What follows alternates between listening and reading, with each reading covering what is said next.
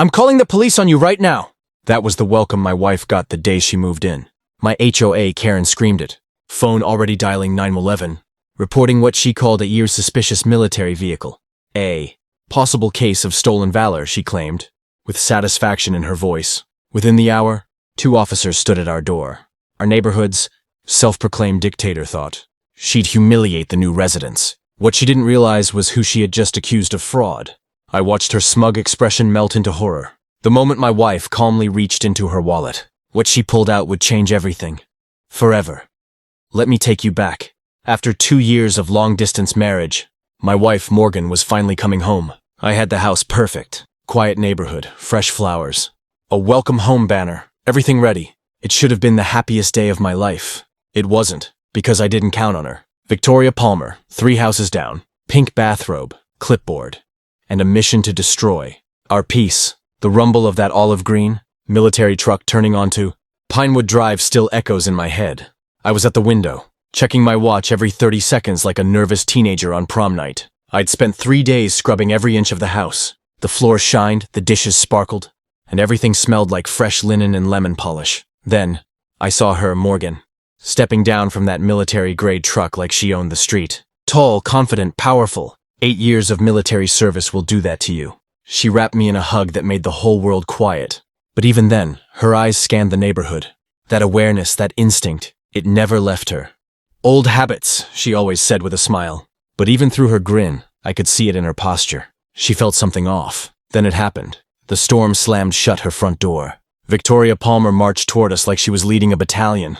Clipboard in one hand, phone in the other. Her robe flapped like a war banner. She didn't stop to breathe. She was already snapping photos of the truck, of Morgan, of our porch, of me. Each click like a warning shot. Then she posted it, right there, in the neighborhood group chat. Military invasion of our peaceful community. I tried to keep it civil. Ma'am, this is my wife Morgan. She's just returned from... Doesn't matter who she claims to be, Victoria snapped. No commercial or military vehicles parked more than 30 minutes. Section 3B. Morgan didn't say a word. Just observed. Calm, focused, silent, like a sniper watching her target. Her silence rattled Victoria more than any words ever could. This neighborhood has standards, Victoria shrieked, voice rising as curtains peeked open around us. I've maintained property values for 12 years. I won't let a fake army wife destroy what I've built. That word, fake, lit a fuse in me. But Morgan? She barely blinked, just tilted her head, studying Victoria like she was some curious wildlife specimen. Victoria wasn't done. She barked into the phone. Emergency violation. Military vehicle. Fraud suspected. She even quoted HOA stats like war medals. 6 problem families removed. 23 violations filed this year. I am the law! It was theater. A show. But Morgan? She wasn't watching a performance. She was gathering intel. And when Victoria shouted, "I'm calling the police tomorrow morning," and stormed off, Morgan simply smiled, pulled out her phone, and took a picture. Why? I asked. She looked at me, her voice calm and sharp. Evidence, sweetheart. Always collect evidence. At exactly 6 a.m., Victoria kept her promise. I heard her pacing on her porch, voice raised for the entire street to hear. I need to report suspicious individuals. She told 911. Military vehicle. Possible stolen valor. Could be dangerous. She made it sound like we were running a covert operation out of our garage. But she didn't stop there. She called every agency you could think of. Fire department, tax office, zoning board. Door to door like a political campaign. But her message wasn't hope. It was fear. To protect our families, she whispered to neighbors. They could be identity thieves. Or worse. And the most disgusting line? Military people have PTSD. You never know when they might snap. She poisoned the well before we could even introduce ourselves. Then came the sirens. 2 squad cars, lights flashing. Neighbors flooded out of their homes like it was a parade. Victoria stood proudly in the center. Finger pointed at our house like she was exposing a crime syndicate. These people, she declared, threaten our peaceful community. That woman claims to be military but offers no proof. The man, too scared to speak, the police chief, Martinez, stepped out. Calm, tired, experienced. He'd clearly dealt with nonsense before. The younger officer, Thompson, was more by the book, posture stiff and formal. Ma'am, the chief said evenly, we'll need identification. Both of you. My heart dropped. This was it. The moment she wanted. The crowd was silent. Morgan didn't flinch. She reached slowly into her back pocket. No rush, no panic. Just complete control. She opened her wallet, pulled out one card and held it up, letting the sun catch it just right. Colonel Morgan Swift, United States Army. The silver eagle gleamed. Silence. Victoria's grin froze on her face. First second, she didn't register it. Second two, her eyes locked on the ID. Third second, her smile cracked. By the fourth, her mouth opened in horror. By the fifth, all color drained from her face. She turned into a statue, literally frozen. I'd never seen someone shut down like that in real time. Then Chief Martinez straightened. Colonel Swift, he said, voice shifting into full respect. My sincere apologies, ma'am. Both officers snapped to attention. Salutes crisp and clean. Morgan returned it with grace. Just tilted her head, studying Victoria like she was some curious wildlife specimen. Victoria wasn't done. She barked into the phone. Emergency violation. Military vehicle. Fraud suspected. She even quoted HOA stats like war medals. 6 problem families removed. 23 violations filed this year. I am the law! It was theater. A show. But Morgan? She wasn't watching a performance. She was gathering intel. And when Victoria shouted, "I'm calling the police tomorrow morning," and stormed off, Morgan simply smiled, pulled out her phone, and took a picture. Why? I asked. She looked at me, her voice calm and sharp. Evidence, sweetheart. Always collect evidence. At exactly 6 a.m., Victoria kept her promise. I heard her pacing on her porch, voice raised for the entire street to hear. I need to report suspicious individuals. She told 911. Military vehicle. Possible stolen Valor. Could be dangerous. She made it sound like we were running a covert operation out of our garage. But she didn't stop there. She called every agency you could think of. Fire department, tax office, zoning board. Door to door like a political campaign. But her message wasn't hope. It was fear. To protect our families, she whispered to neighbors. They could be identity thieves. Or worse. And the most disgusting line? Military people have PTSD. You never know when they might snap. She poisoned the well before we could even introduce ourselves. Then came the sirens. 2 squad cars, lights flashing. Neighbors flooded out of their homes like it was a parade. Victoria stood proudly in the center. Finger pointed at our house like she was exposing a crime syndicate. These people, she declared, threaten our peaceful community. That woman claims to be military but offers no proof. The man, too scared to speak, the police chief, Martinez, stepped out. Calm, tired, experienced. He'd clearly dealt with nonsense before. The younger officer, Thompson, was more by the book, posture stiff and formal. Ma'am, the chief said evenly, we'll need identification. Both of you. My heart dropped. This was it. The moment she wanted. The crowd was silent. Morgan didn't flinch. She reached slowly into her back pocket. No rush, no panic. Just complete control. She opened her wallet, pulled out one card and held it up, letting the sun catch it just right. Colonel Morgan Swift, United States Army. The silver eagle gleamed. Silence. Victoria's grin froze on her face. First second, she didn't register it. Second two, her eyes locked on the ID. Third second, her smile cracked. By the fourth, her mouth opened in horror. By the fifth, all color drained from her face. She turned into a statue, literally frozen. I'd never seen someone shut down like that in real time. Then Chief Martinez straightened. Colonel Swift, he said, voice shifting into full respect. My sincere apologies, ma'am. Both officers snapped to attention. Salutes crisp and clean. Morgan returned it with grace. Calm, poised. Victoria? Still frozen. The chief's next words hit harder than any citation. Should we file a report for false emergency calls? Officer Thompson asked. Gasps spread through the crowd. Did she just call the cops? On a colonel? Someone whispered. Victoria stammered something about fake IDs and manipulated evidence. But nobody was buying it. Martinez didn't even entertain it.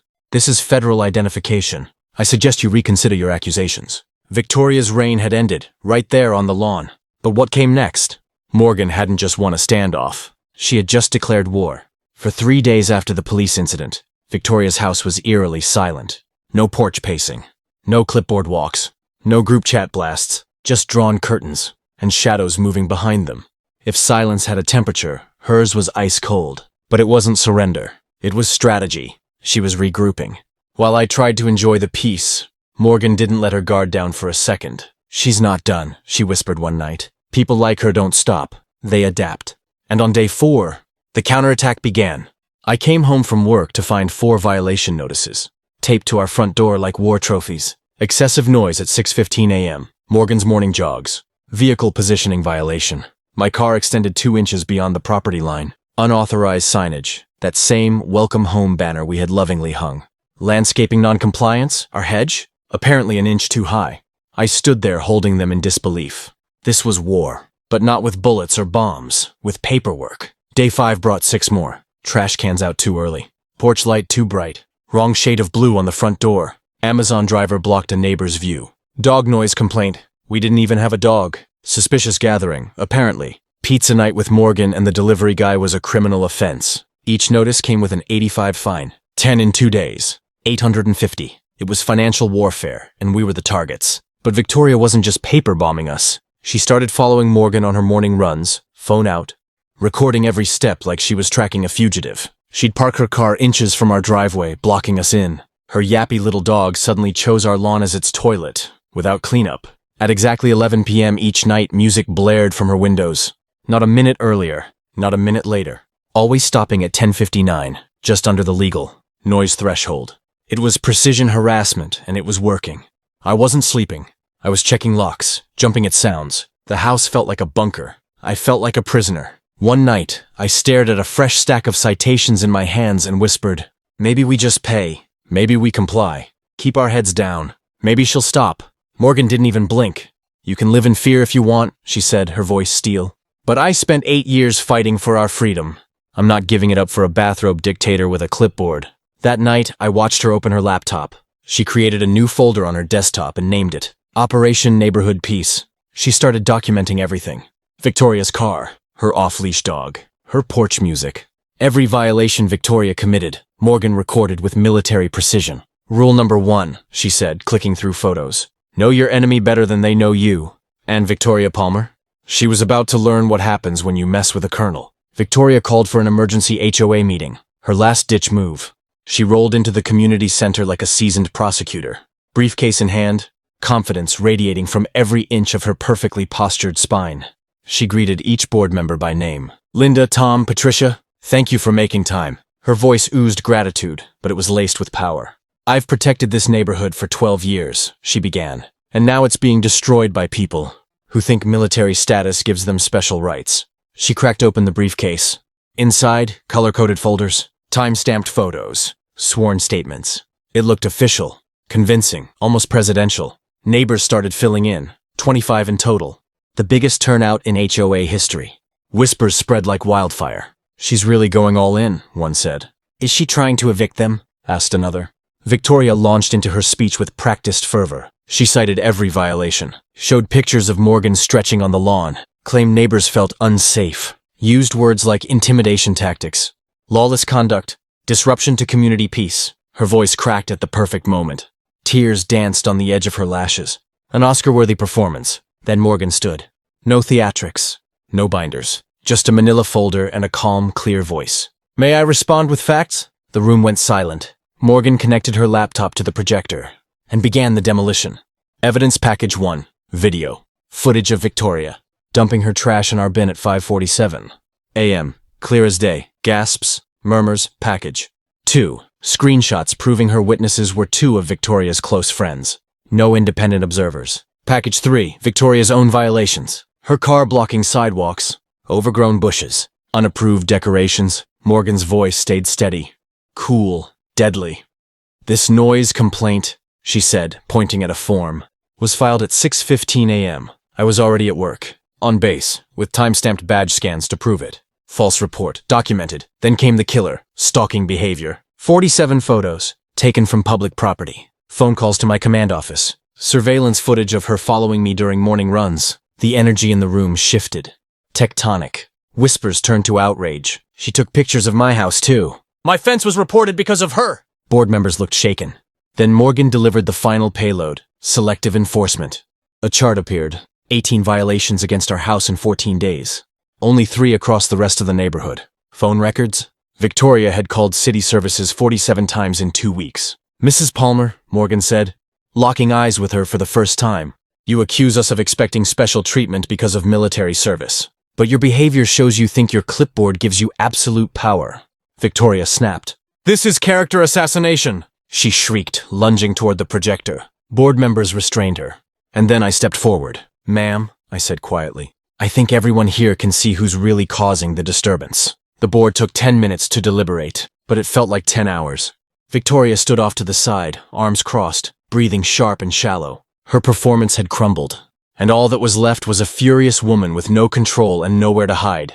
When the board returned, their faces were unreadable, but their words, devastating. All violations issued to Mr. and Colonel Swift are hereby dismissed, the chairperson announced. Citations lacked corroborating evidence. Some were outright falsified. Gasps. One woman clapped softly before catching herself. Furthermore, he continued, Mrs. Victoria Palmer is fined $500 for abuse of the community complaint system. A formal warning for harassment will be added to her permanent HOA file. It was quiet. Dead quiet. Victoria didn't move, didn't speak, just stood there as her power shattered in front of everyone. Then came the cherry on top. We are also implementing a new rule.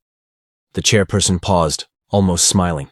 That all future complaints require independent verification and evidence, effective immediately. The neighbors knew what that meant. The Victoria rule. Victoria exploded. You can't do this! This is an ambush! They're manipulating everyone with military intimidation. She tried to lunge at the projector again. This time, 2 board members intercepted her mid-swing. She shouted something about constitutional rights and lawsuits as she stormed out the side door. But just before leaving, I heard her on the phone, loud, shaky, panicked. Yes, I need to file a complaint about HOA corruption. You'll need my address. It's 1247 Pinewood Drive. The words didn't carry power anymore. They sounded hollow, nervous, like someone who knew the world had changed. The next 2 weeks were quiet. No more music at 11 p.m., no more clipboard patrols, no more notes on windshields. Victoria's house stayed shuttered, curtains drawn tight, a fortress of shame. One evening, Morgan grilled burgers while I watered the lawn. Maybe she's finally learned her lesson, I said. Morgan raised an eyebrow. People like her don't disappear. They re-strategize. I laughed, not because it was funny, but because I knew she was right. And then, a moving truck turned onto Pinewood Drive, not stopping at our house. Not stopping at Victoria's, but next door to her. The truck hissed to a stop beside Victoria's house. From the passenger side, a young woman stepped out, confident, energetic, with a calm ease in her stride. She stretched, looked around, and smiled. Not the kind of forced, polite smile people wear when they move in. This was genuine, open, unbothered, the kind of smile that makes neighbors want to say hello. She waved at everyone, not cautiously, not nervously, but warmly. Her name was Sophie Martinez, and she knocked on our door later that day, carrying a basket of baked cookies and sunshine in her voice. Just moved in next door, she said, pointing past the lawn. Well, next door to that house, she added, nodding toward Victoria's. Morgan and I exchanged a glance. Sophie seemed nice, too nice to live beside Victoria. But when she asked, So, I heard there's been a little neighborhood drama, we both smiled politely. Just a few misunderstandings, I said. Sophie chuckled. Oh, I hate people like that, you know. The ones who think their HOA clipboard gives them the nuclear codes. We laughed. It was the first time in weeks a neighbor had made us laugh. But then, through Victoria's curtain, we saw it. The twitch. She was watching, sizing up her new target. And right on schedule, Victoria began her campaign. She approached Sophie 2 days later, wrapped in faux politeness. Just wanted to drop off our HOA welcome packet, she said sweetly. I'm the Community Standards Coordinator. It's important we all follow the guidelines. Sophie just smiled. Great. Love guidelines. Her tone was cheerful. Her eyes, unreadable. When the welcome packet failed to intimidate, Victoria fired the first shots. Flower bed extends 6 inches past the border. Vehicle parked for 17 hours. Looks abandoned. Music audible during quiet hours. Sophie? Unbothered. She took pictures of every violation, smiled through each one, even waved when she caught Victoria taking surveillance photos from behind the curtain. When Victoria's dog relieved itself on Sophie's lawn, she cleaned it up with a smile, then documented it. And when Victoria accused her of late-night suspicious activity, Sophie calmly provided her hospital work schedule and her supervisor's contact info. It was like watching a lion try to bite a mirror. Victoria was playing checkers. Sophie, she was playing chess. No, she was playing war games. And then, one Sunday, we all learned exactly why. It was a peaceful Sunday afternoon. Morgan and I were tending to the garden. Sophie was watering her flower bed next door. Victoria, of course, stood behind her curtain, watching. Always watching. Then Sophie's phone rang. She answered on speaker, voice bright as always. Hi, Dad. I paused, something in her tone catching my ear. Victoria's curtain twitched.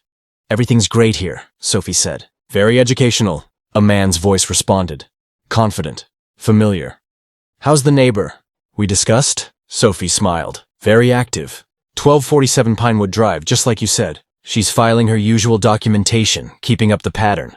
Then came the words that made Victoria's curtain freeze mid-twitch. Make sure to file everything officially, the man said. We want a full behavioral profile. Sophie responded like a soldier following protocol. Already on it. Photos, timestamps, phone logs. It's textbook harassment. Your training really paid off. Morgan and I froze. My heart skipped a beat. Victoria's curtain began to pull back ever so slightly. Her eyes locked on Sophie. Because now, she recognized that voice too. And then, Sophie delivered the death blow. Thanks, Chief Martinez. Love you. Tell Mom I'll be home for dinner Tuesday. Chief Martinez. The same police chief Victoria had screamed at. The one she tried to manipulate. The one who'd told his officers, keep an eye on Palmer. Sophie wasn't just a random neighbor. She was a surveillance unit. A quiet, smiling force of accountability. She wasn't here by accident. Victoria's curtain dropped, hard. Through her window, I could see her face. Chalk white, lips parted in horror. She stumbled back from the glass like she'd been punched. Every report she'd filed, every fake complaint, every 911 call, had been collected, documented, sent straight to the top. Sophie turned, catching Victoria's movement. She raised her hand, smiled wide. Beautiful day, isn't it, Mrs. Palmer? She called cheerfully. Perfect weather. For community monitoring. She hung up her call, then glanced once more at the window. There was nothing friendly about that smile anymore. It was official. Victoria Palmer, self-declared queen of the neighborhood, had just become a case file. The week after Sophie's reveal, Pinewood Drive felt lighter, like the air had finally cleared. No 11 p.m. music, no citations, no surveillance photos, just quiet. Victoria's house stayed locked up, curtains drawn, lights off most nights. A fortress turned prison, but the neighborhood, it came alive. That weekend we had our first real community barbecue in years. No agenda, no clipboard, no HOA drama. Just kids running through sprinklers, neighbors sharing food, stories, laughter, music. Real music, joyful, not weaponized. Even the Johnsons returned. Even Mrs. Henderson brought cookies. Even people who once feared speaking out now laughed like they'd been set free. Victoria, though, not a single sign of her. She didn't show, didn't even open her windows. But we all knew she was watching. From behind that dusty curtain, the same way she'd watched all of us. Only this time she wasn't feared. She was forgotten. Sophie was the hero of the day. She helped organize games, handed out lemonade, and took time to introduce every neighbor to one another. The woman Victoria tried to isolate was now the glue that held Pinewood Drive together. I added a small wooden sign to our garden that afternoon. It read, Pinewood Drive, a peaceful community, established 2024. As I hammered it into the ground, I looked toward Victoria's dark window one last time. She stared back. No clipboard, no smirk, no power, just silence. And then I noticed something. Another moving truck, pulling up. On her other side, a new neighbor, another chapter, another chance to change, for better or worse. But this time, she wouldn't be writing the rules, because the community had seen her for what she truly was. And now, we had each other. And that was the one thing she could never control. And just like that, the self-appointed queen of the block lost her crown. No more threats, no more citations, no more fear. Because when you stand together, no clipboard can control you. No HOA bully can break you. And sometimes, poetic justice doesn't come in the form of revenge. It comes in the form of a peaceful street, a laughing neighbor, and a sign that simply reads, Welcome home. If you've ever dealt with a neighborhood tyrant, or witnessed a power trip disguised as policy, you're not alone. And justice? It has a way of finding its way home. Got a crazy neighbor story of your own? Drop it in the comments. I read everyone. And don't forget to like, subscribe, and tap that bell for more cinematic stories just like this. This is HOA Karen Central.